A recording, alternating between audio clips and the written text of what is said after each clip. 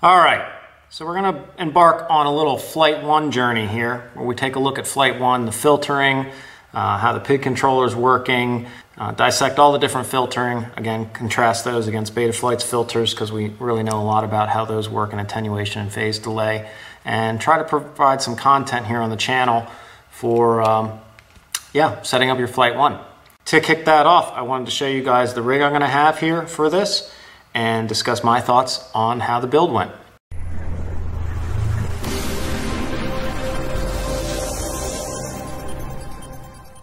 Okay, so yeah, here's the build I have. I'm not going to show you a build video. Schizo did a great build video with the Nova, and basically I have the same equipment. It's a Nova frame.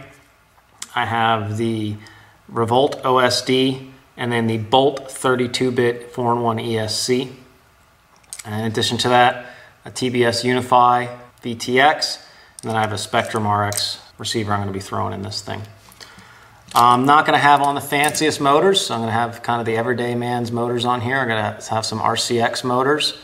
They are the 2400, I think they were the 2206, 2400 motors. So the reason I went with those is because I've had those. I try to kind of stick with the same motor just so I have replacements, but you know, and they're not the smoothest motors in the world. So we'll see how that goes for filtering and everything else. That's what I use on my Betaflight rig, so let's see how it goes here. Also the Predator, Foxier Predator, but that doesn't really matter. Okay, so how did the build go?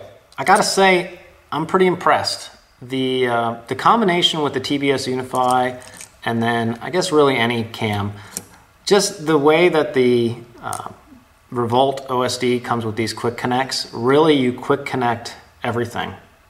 So the camera comes with all these cables. Like this cable here to connect to the TBS Unify comes with it. So you just plug it in, piece of cake.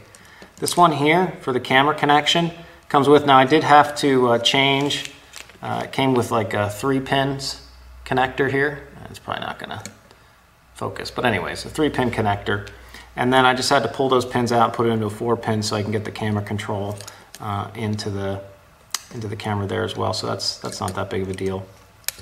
Obviously the 4-in-1 ESC connection, that's pretty easy. That's pretty standard anyways.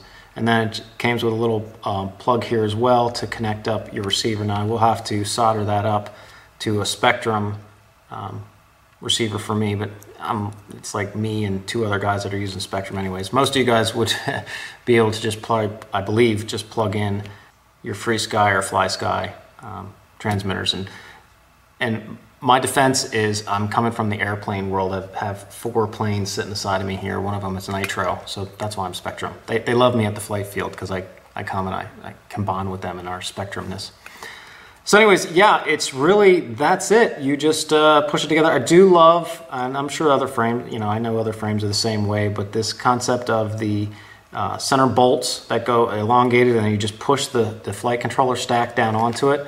What I like about that is it's easy to maintain. Like I can just pull this up in the future to take off the flight controller, and then, you know, you just have access right there. I'm gonna put obviously bolts on top, you know, little nylon nuts on top of it to hold it down during flight, but you know, I can even just slide this up now as well. Instead of, you know, the standoffs, having to unscrew those are kind of a pain, tight. They get, you know, don't ever put Loctite on them. I did that one time. That's a mistake. Don't do that.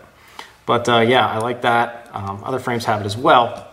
And honestly, I'm also really liking the fact that this flight controller is going to work with FlightOne, of course, but Betaflight as well. So I can flash Betaflight to this. So you get, you know, a 2-for-1. You can, you know, use this setup, use this equipment for FlightOne or Betaflight. There's no other equipment that you can do that. Obviously, the other equipment works with Betaflight, but it's not going to work with FlightOne. So, yeah, if you're looking pound for pound, you can experiment with different firmwares there and use this same setup, which is, I think, pretty critical to me because you cannot compare one quad to another quad. They're so unique in vibration and noise and how they handle. And that vibration uniqueness carries through to all the flight characteristics. So if you're really going to compare firmware or look at different things between firmware and different settings, it has to be on the same exact quad with no changes whatsoever. So that's pretty cool to me.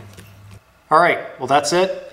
So if you have friends on FlightOne and you think this would be something they're interested in, you know, we're gonna start looking at black boxes and things of that nature and just try to peel back the onion on a lot of this stuff. Please let them know about the channel and get them subscribed so they see the content as it's coming out. Again, thanks everybody. Hope this helps.